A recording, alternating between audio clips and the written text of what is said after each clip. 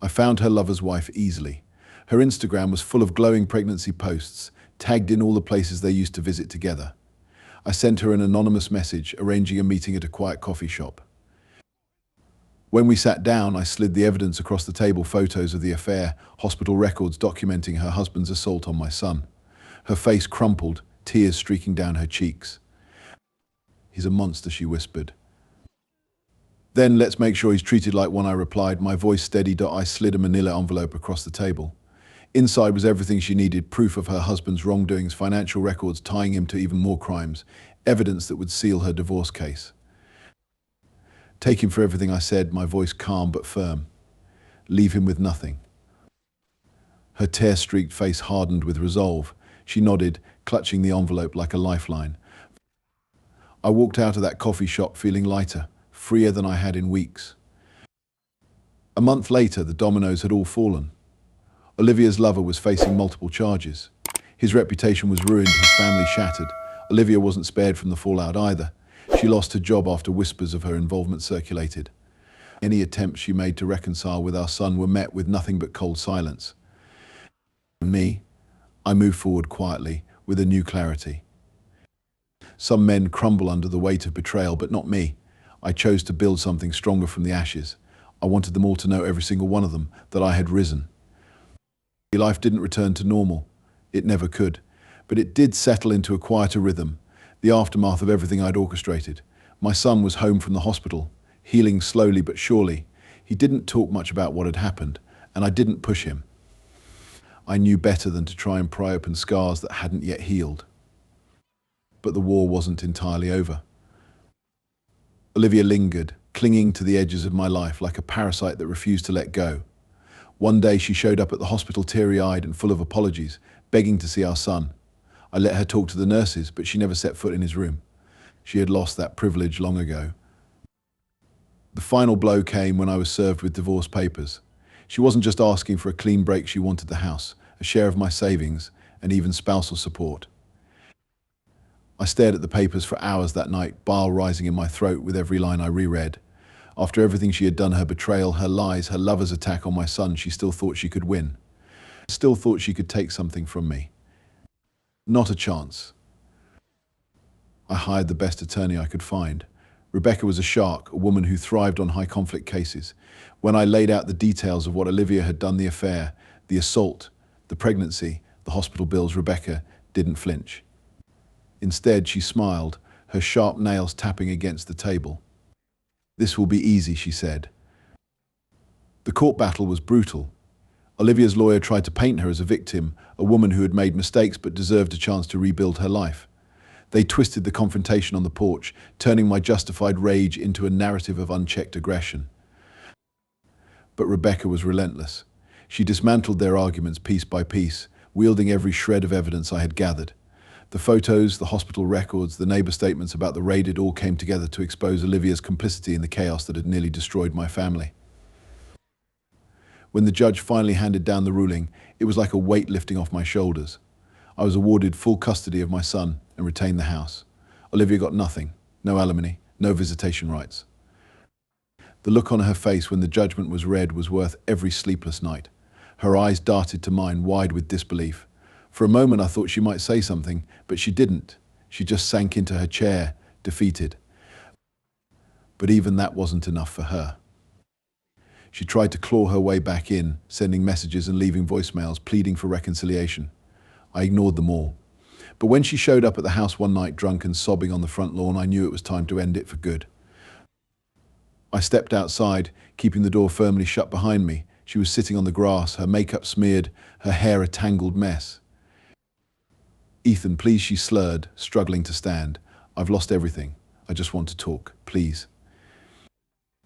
I towered over her, my voice colder than I'd ever heard it. "You didn't lose everything, Olivia. You threw it all away, and you've got no one to blame but yourself." She whimpered. "I made a mistake. I wasn't thinking I." "You made more than a mistake," I interrupted, my tone sharp and unforgiving. "You made choices. You destroyed this family. You put our son in danger. You let your lover attack him. And for what? Some fling? A little excitement? Was it worth it?" She broke down then, her sobs echoing into the night. I leaned in closer, my voice dropping to a whisper. You're done, Olivia. I've taken back everything, the house, my son, my life. You have nothing left here.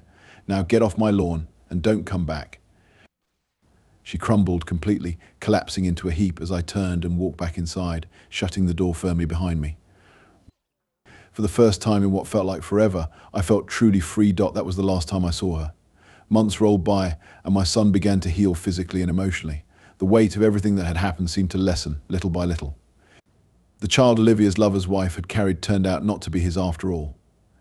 A DNA test confirmed it, revealing yet another layer of lies and manipulation. It was as though every thread of that tangled mess had unraveled, leaving behind only truth. As for me, I worked hard to rebuild my life piece by piece. I left the soul-sucking job behind and found something that gave me a sense of purpose. I reconnected with old friends, picked up hobbies I'd long abandoned, and even started hitting the gym again. For the first time in years, I felt a strange and unfamiliar thing, freedom. Olivia disappeared after that night on the lawn. Rumors floated around she was living in a dingy apartment on the other side of town, barely getting by with odd jobs. Her lover was still locked up, and his ex-wife had taken him to the cleaners, leaving him with nothing. It should have felt like justice, and in some ways it did, but more than that, it felt like closure. Finally, I could breathe again. Life settled into a rhythm, a steady, peaceful cadence I hadn't known in years. My son and I built a new normal. He went back to school and slowly regained his strength. I focused on giving him a stable, safe home, something he could count on no matter what. But even with the calm, something lingered. It wasn't regret. I didn't regret anything I'd done. Nor was it guilt. I had no apologies for the justice I had delivered. It was something else, a sense of unfinished business, a need to completely close the door on everything Olivia and her lover had brought into my life. That closure came unexpectedly one rainy afternoon. I was sitting in my car outside my son's school, waiting to pick him up. The rain drummed softly against the windshield as I sipped my coffee, watching the kids stream out in small groups. That's when I saw her. Olivia stood across the street, barely sheltered under a broken umbrella. Her clothes were soaked, her hair clinging to her face. She looked so much smaller, thinner, and worn down. The polished, put-together woman I had once known was gone, replaced by someone frail and tired. Her eyes scanned the crowd, desperate, until they found my son. My jaw clenched, and without a second thought, I got out of the car. Rain drenched me as I walked toward her, but I didn't care. She froze, her eyes widening, as I approached. "What the hell are you doing here?" I asked, my voice low but razor sharp. She glanced at my son, who was climbing into the car, blissfully unaware of her presence. I wanted to see him," she murmured. "I needed to know he's okay." "He's fine," I said, my tone cold as ice. "Better off without you." Her face crumpled, and she looked down, her gaze fixed on the cracked pavement. "I've lost everything, Ethan. My family, my life. I just wanted to." "You wanted to see what you threw away," I cut her off, stepping closer. "You don't get to show up like this, not now, not ever. You don't exist to him or to me. You're nothing but a ghost." Her shoulders slumped, and for a moment I thought she might fight back, but she didn't. She nodded, her head hanging low as she turned and walked away. The rain swallowed her silhouette, and just like that, she was gone. That was the final goodbye. After that, the storm of my life truly ended. My son and I moved forward, building something new and unshakable from the rubble. The past was where it belonged, behind us, and for the first time I could look ahead with hope. The call came while I was drowning in spreadsheets at work, each one blurring into the next in a haze of monotony. It was the kind of mindless routine that made you lose track of time, but the sharp ring of my phone pierced through everything. "This is St. Mary's Hospital," the voice on the other end said, calm but detached, like they'd said these words 100 times before. "Your son has been admitted to the ER. You need to come immediately." The words didn't feel real, not until I found myself grabbing my keys and bolting out the door. My pulse was pounding, my mind spinning with 1,000 questions. An accident. Something at school. When I reached the hospital, the sterile smell of disinfectant hit me like a wall. A nurse guided me to his room, her face carefully neutral. "He's stable but critical," she said, her tone clinical but tinged with caution. "You'll need to prepare yourself." Her words barely sank in before I saw him. My 16-year-old son, was tangled in tubes and wires, his face swollen and bruised. His arm was in a cast, and his chest rose and fell in shallow, uneven breaths. My legs nearly gave out as I collapsed into the chair beside him. What happened? I managed to choke out, my voice trembling. His eyes fluttered open, bloodshot and heavy, and he blinked at me with a wince. "Dad," he croaked, his voice weak but desperate. I gripped his unbroken hand tightly. "I'm here, son. I'm right here. Tell me what happened." He glanced around the room, like he was afraid to say it. His lips quivered, and when he finally spoke, his voice was broken and raw. "It was Mum's. Lover," he said, the words dragging out painfully. "He found out." A dread coiled in my stomach like a snake. I leaned closer. "He found out what, son?" His voice cracked as tears filled his eyes. "He found out his wife is pregnant. With my child." The words hit me like a freight train, knocking the air from my lungs. My grip tightened around his hand, and I stared at him, struggling to comprehend. "What the hell are you saying?" I whispered, my voice sharp and cold. "Your mother's lover, her lover." Tears streamed down his face as he struggled to breathe. He was so angry, Dad, he sobbed. He said I ruined his life, ruined everything. I tried to run, but he caught me. I swear, I didn't even know who he was at first. I didn't. I shot to my feet, my mind racing, heart pounding. None of this made any sense, yet it felt like the entire world was collapsing around me. The nurse re-entered, startled by the look on my face. "Sir, please," she said cautiously. "Your son needs rest." I nodded stiffly, forcing myself to calm down, but inside a storm was brewing. I kissed my son's forehead, promising him I'd be back soon, and stepped into the hallway. Too many questions, too many pieces of this nightmare that didn't fit. My wife, her lover, a pregnancy, and now my son lying battered in a hospital bed. With shaking hands, I pulled out my phone and dialed her number. It rang twice before she picked up, her voice warm and oblivious. "Hey, honey," she said lightly. "What's up?"